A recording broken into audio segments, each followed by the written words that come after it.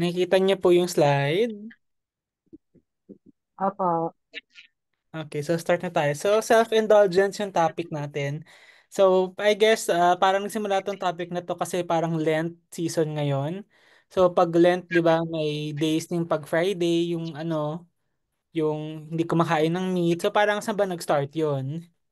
Nagtingin ako sa Bible regarding that. So, parang yung self-indulgence. So, saan ba nakikita yung self-indulgence na verse? So, nakita siya sa Matthew 23:25, ito yung kinakausap ni Jesus yung mga Pharisees kasi, "Woe to you, scribes and Pharisees, hypocrites! For you clean the outside of the cup and the plate, but inside they are full of greed and self-indulgence." So yun nga kasi nga, binabati ko si Lord yung mga scribes and Pharisees that time kasi nga, panglabas na anyo lang sila na holy at malinis, pero deep down, full of greed sila and yun nga, self-indulgence. So what is self-indulgence? So, it is described by Merriam-Webster as excessive or unrestrained gratification of one's own appetites, desires, or whims. So, in short, parang kasobrahan sa mga gusto natin. Tapos, yun nga, sinabi niya sa Matthew 23:25-26, "Woe to you, teachers of the law and Pharisees, you hypocrites! You clean the outside of the cup and dish, but inside they are full of greed and self-indulgence. Blind Pharisee, first clean the inside of the cup and dish, and then the outside also will be clean." So nakakita natin dito na address to most Christians dito, which is yun nga, the hypocrisy. Jesus chastises the Pharisees for creating for themselves an appearance of cleanliness while inside themselves were sin they needed to address. Making the outside shiny and clean before addressing their inner problems is wrong. If we address the inner problems first, he says, then the outside will naturally become outwardly clean. So parang yun yung sinasabi na ni Lord na parang dapat everything starts from within. So from our hearts and our intentions. So yun nga. A person indulges himself by taking unrestrained pleasure in his pursuit of enjoyment and showing undue favor for his desires and feelings. So wala, hindi naman sinasabi ni Lord na bawal mag-enjoy. Ang problema na yun kapag sumusobra na talaga dito. By excessive compliance in gratifying our own desires, we pamper, humor, and spoil ourselves. So, pamper implies inordinate gratification of desire for luxury and comfort. So, pampering nga yung medyo i-relax-relax mo yung self mo with consequent enervating effect. Pero nga, pag sumusobra naman din yung papamper mo sa sarili mo, nasuspoil mo na yung sarili mo. Humor indicates yielding to moods or whims. So parang yun nga. So kahit anong gusto mo gawin, ginagawa mo, ganun. And spoiled stresses the injurious effect on one's character. So yun nga, spoiled na. Magiging bad effect na siya. Self-indulgence is excessive satisfaction of our sensual appetites and desires for the specific purpose of pleasing the self. So puro self yung problem doon.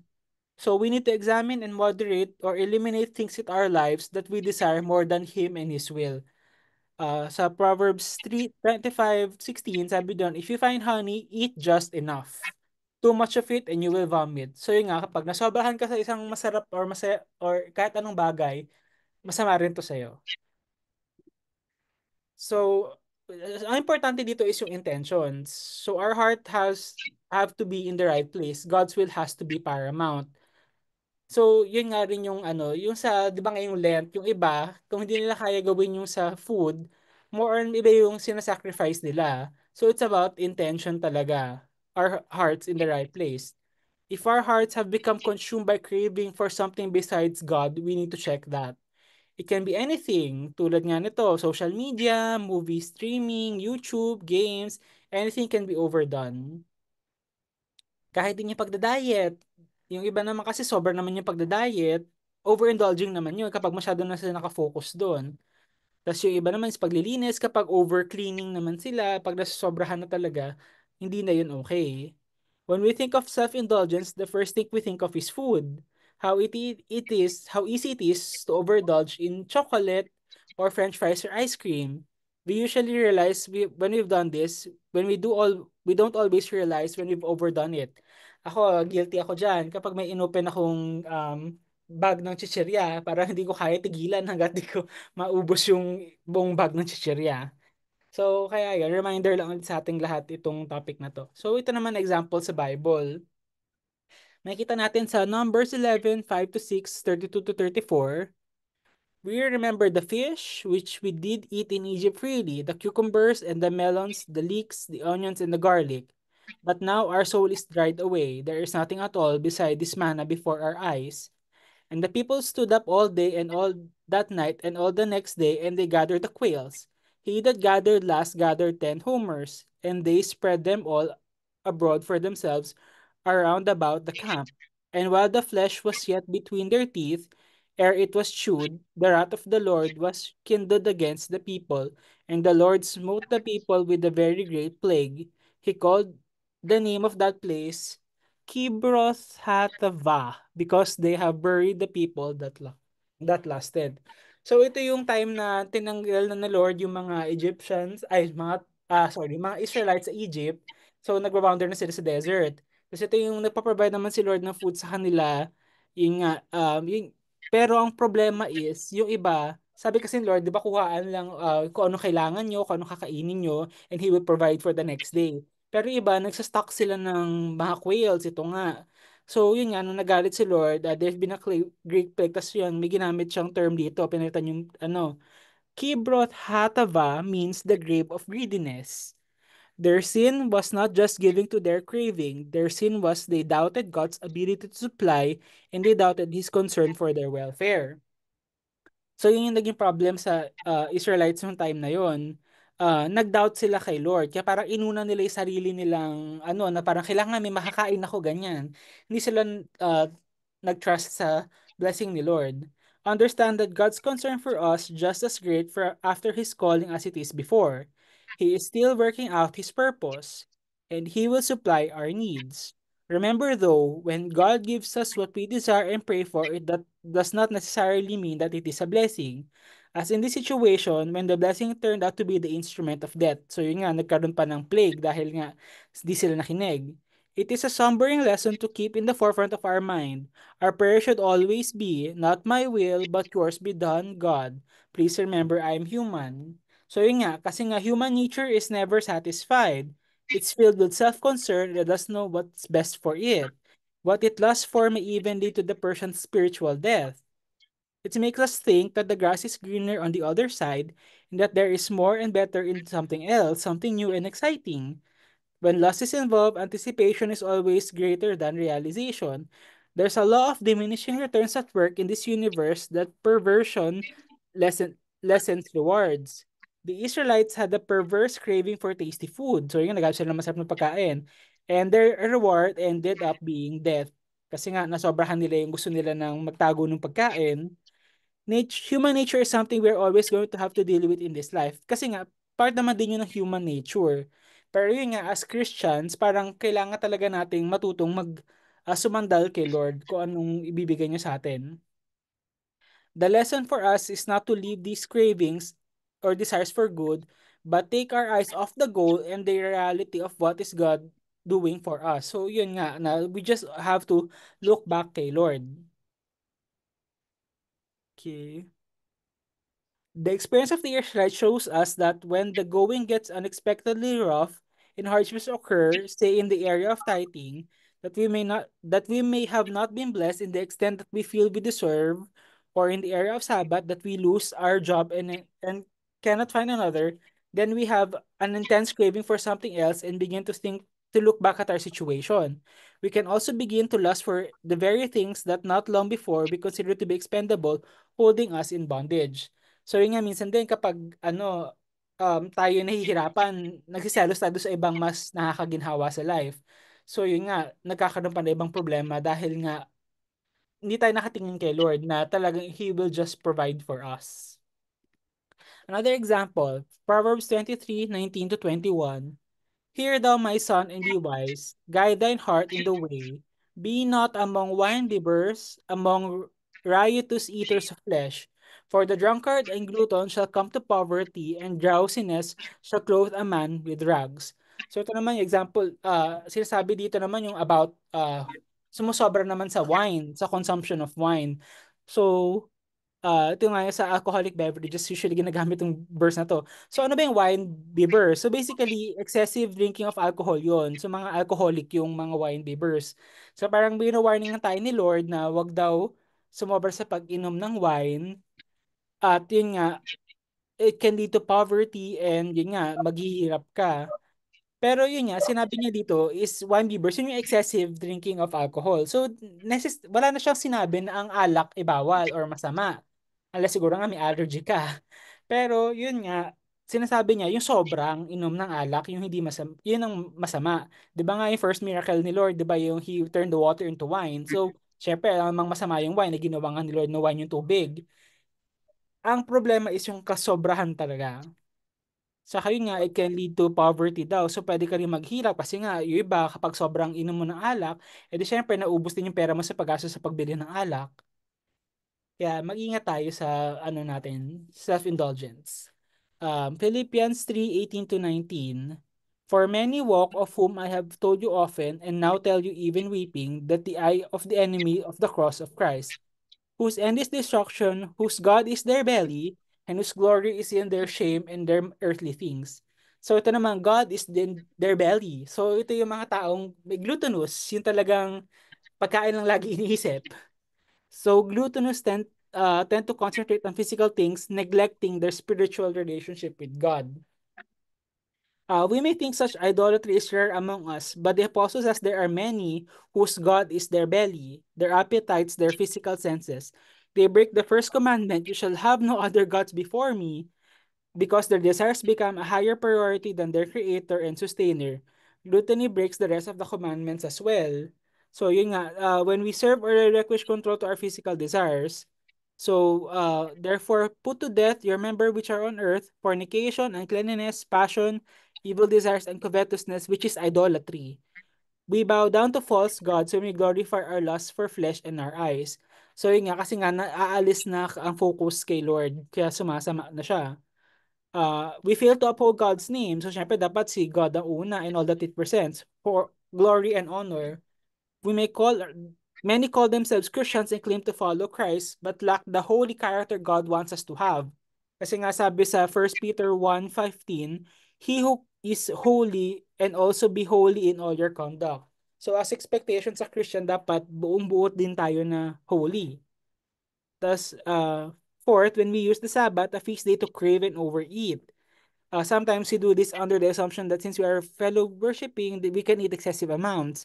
Eating and drinking too much is seeking our own pleasures. So hindi porke yung nga sabat na papahinga, pwede ka na kumain ng madami. So, focus pa rin na ano ba purpose ng sabat? Kasi pinapag-rest ka ni Lord para ano, sumandal ka sa kanya, di ba? Yun yung purpose ng sabat. And when we do not wisely use the many years of support and training we receive from our parents, a child of any age who does not have self-control is a worry and an embarrassment to his parents.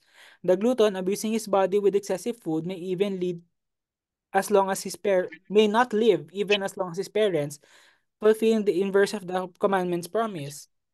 So, yun nga, kapag ang bata naman nasobrahan din sa kain, actually nagiging problem na nga ito ngayon, marami na talagang mga kabataan ngayon may mga signs of diabetes and heart disease kasi nga nasosobrahan na rin sa kain. Tsaka yun nga sa mga kinakain din natin ngayon, puro fast food and mga preservatives. It's bad din for the body talaga. By systematically continually destroying the body and mind that Christ is given into our care, it's like a slow suicide. If parents are glutinous, they teach their children to do the same, eventually killing themselves. Since our bodies are a temple of the Holy Spirit, to destroying it is sin. So, sin nga yun kasi nga, kapag nasobrahan natin yung kain natin, nagkakasakit tayo, ay temple to ni Lord. So, parang, kasalanan yun. When we overeat, overbuy, or overaccumulate to get our way of life is our religion. So parang nagiging self-indulgent na talaga yung buhay natin. It's in this effect, it is spiritual adultery as seen in Jeremiah 3:6 to 10, says sa verse 9. So it came to pass, though Judah's casual harlotry, that she defiled the land and committed adultery with stones and trees. These idols worshipped on the high places became the object of Judah's excessive desires, just as food and drinks or any material thing can be. So yun nga kapag na-focus na tayo sa um, naging way of life na natin talaga yung overeating din, kailangan talaga may balance din talaga. So self-indulgence promotes, among other things, attitudes of fanaticism, false security, presumption, and fun-seeking. Fanaticism is unbridled obsession, though most do not recognize it as a form of self-indulgence. It is a gratification of selfish desire. The Apostle Paul says that we should avoid these who are driven by lust and greed and have no self-control. So talagang self-indulgence can lead to many things talaga. So yung nga kapag fanaticism, yung masyado nang obsessed sa ibang bagay talaga na hindi na talaga nag-glorify si Lord.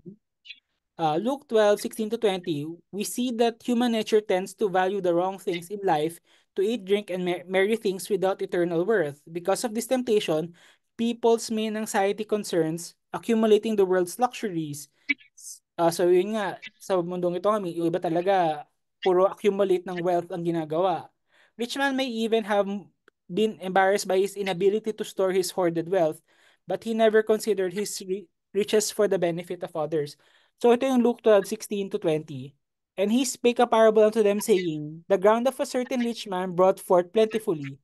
And he thought within himself, saying, What shall I do? Because I have no room where to bestow my fruits. And he said, This will I do. I will put down my barns and build greater, and there will I bestow all my fruits and my goods. And I say to my soul, Thou hast much good laid up for many years. Take thine ease, eat, drink, and be merry. But God said unto them, Thou fool, this night thy soul shall be required of thee. Then who shall those things be which thou hast provided?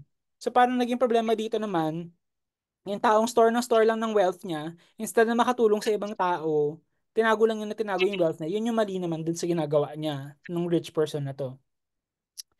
So we have to recognize the danger. Self-indulgence is spiritually dangerous to us because it's a form of idolatry. It's something we turn to instead of God for happiness.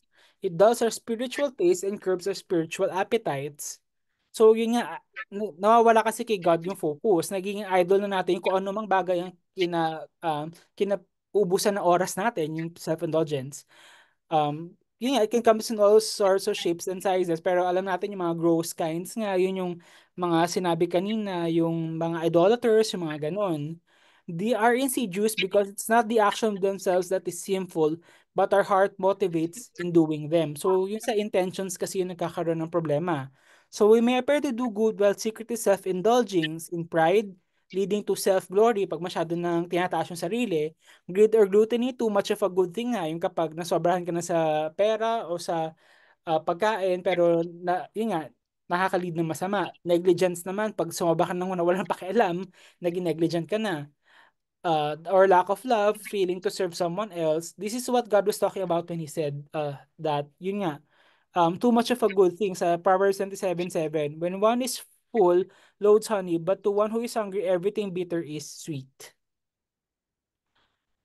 Sa example din niya di sa First Kings yung si Solomon, yung nagkaroon ng napakadaming asawa ni Solomon, di ba? He had 700 wives who were princesses and 300 concubines, and his wives turned away his heart.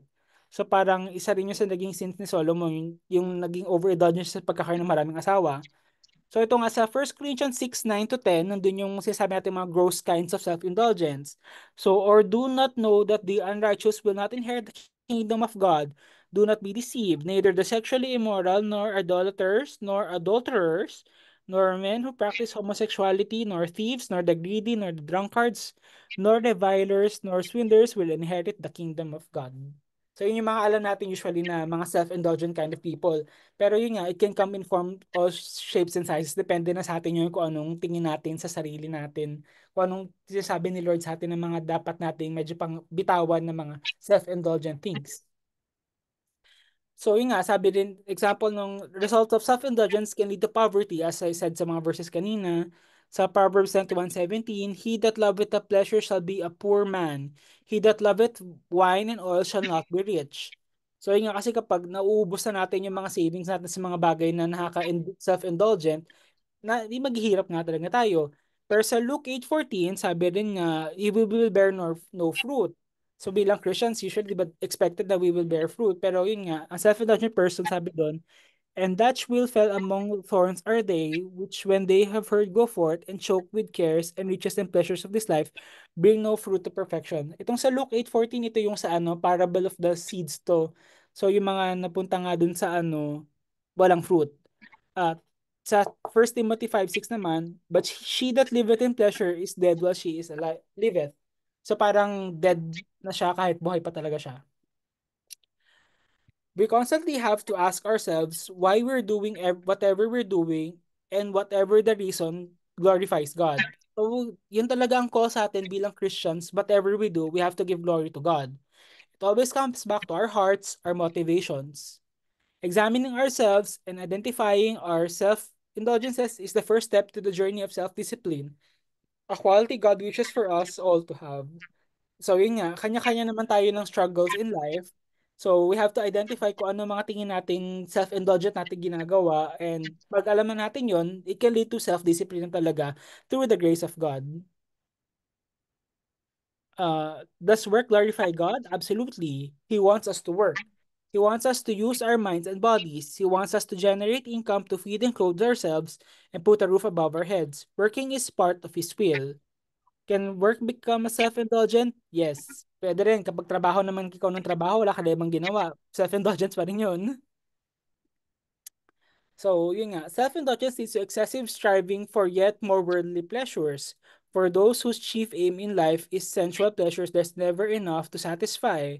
Self-indulgence can lead to full-blown addiction. Without God's truth of the coming resurrections of mankind, men see no reason to refrain from a life of pleasure and dissipation ending in death.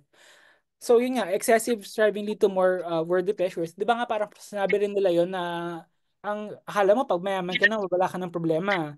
Pero nga, nagkakaroon ng problema kasi nga, yung pera mo namang naipon, paano mo itatago, o ano, parang habang tumataas nga daw yung income mo, di ba, tumataas din yung mga kailangan mo bayaran.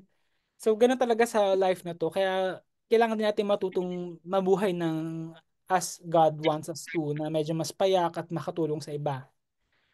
So in 1 Corinthians 15:32 to 34, if after the manner of men I have fought with the beast of Ephesus, what advantageth it me if the dead rise not? Let us eat and drink, for tomorrow we die.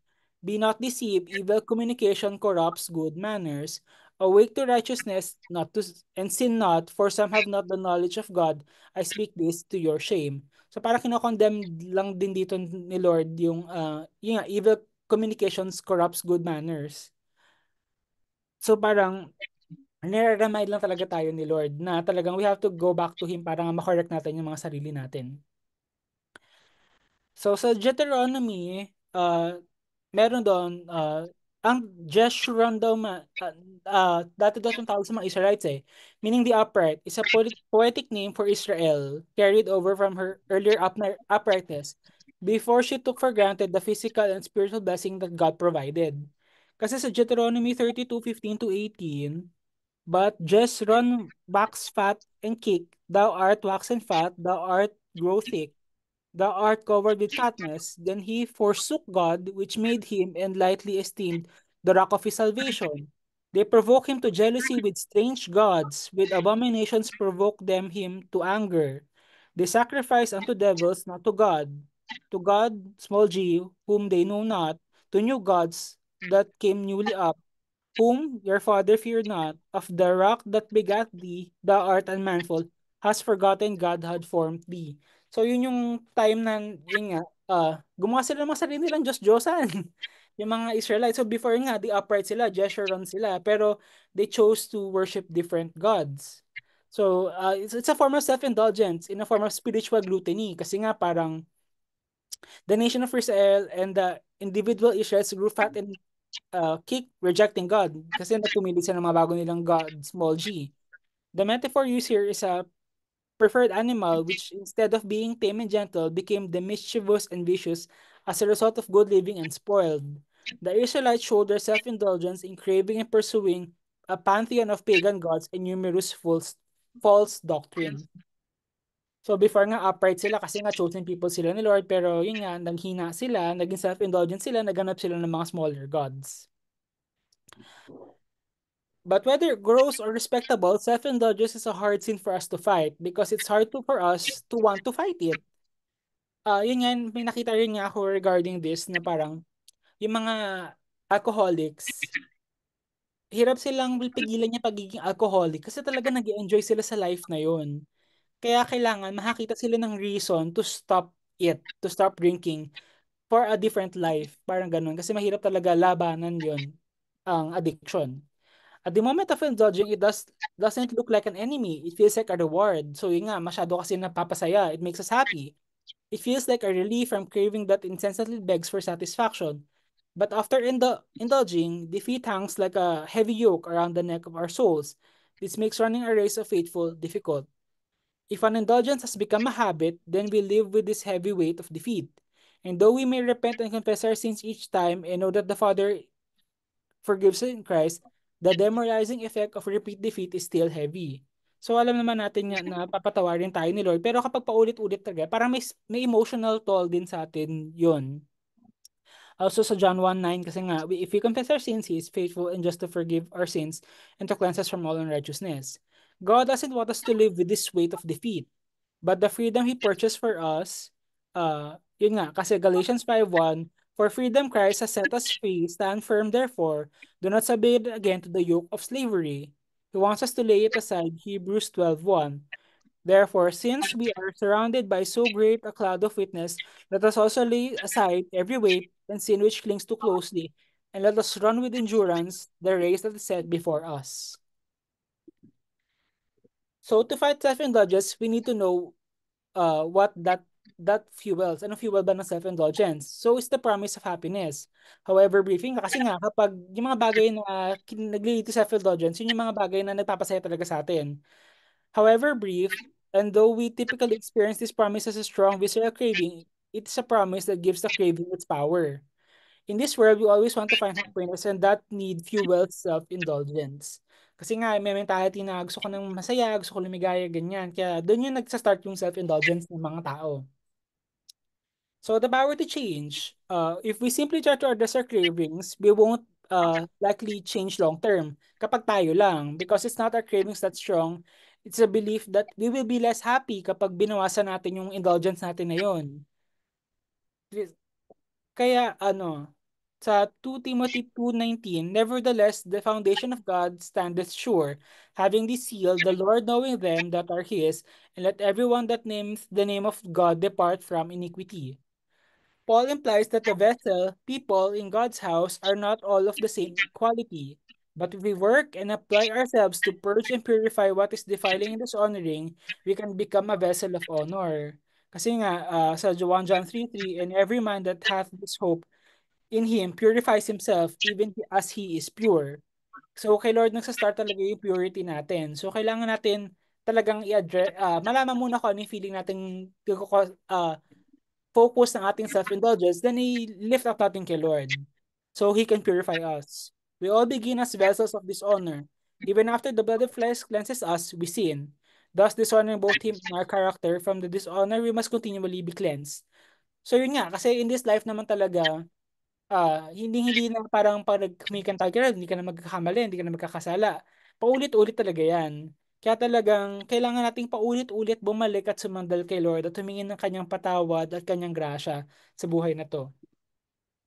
The power to change self-indulgent behavior is in believing a different promise for happiness.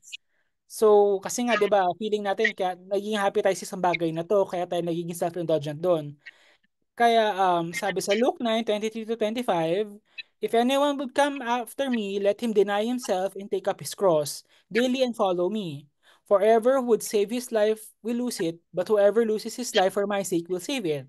For what does it profit a man if he gains the whole world and loses or forfeits himself? So talagang um parang dito ata yung focus nung kaya sa Lent merong pag tatanggal ng meat. Kasi nga we have to deny ourselves. Parang yun yung example dito ni Lord. So ganun talaga in this life na talagang over time we have to deny ourselves para maka-follow tayo kay Lord.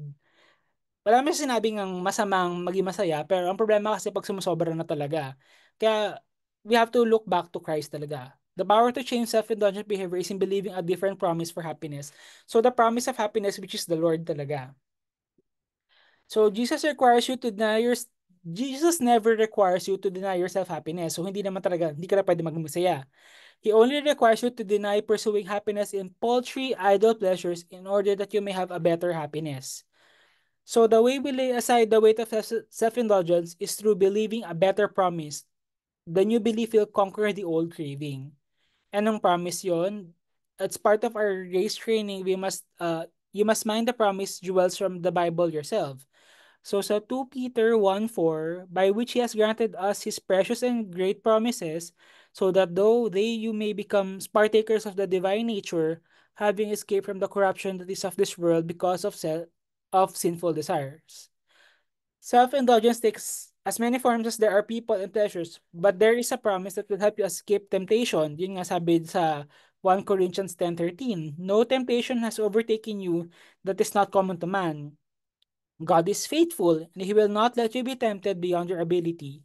But with the temptation, He will also provide the way to escape, that you may be able to endure it. And Hebrews 12:1, therefore, since we are surrounded by so great cloud of witness, let us lay aside every weight and sin which clings so closely. Let us run with endurance to the race set before us. So yun nga, talagang from glory to glory talagang pinipurify tayo ni Lord. Do you not know that in the race, all the runners run, but only one receives the prize? So run that you may obtain it. 1 Corinthians 9:24, do you not know that in the race, all runners run, but only one receives the prize? So run that you may obtain it. Because there's a great prize awakening, Philippians 3:14, I presto on towards the goal for the prize of the upward call, God in Christ Jesus. Okay, so yun na po yung last slide ko po.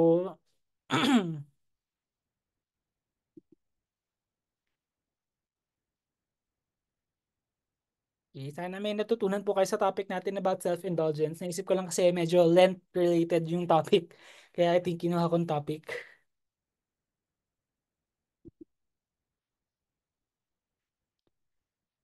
Nakatulog na ba kayong lahat?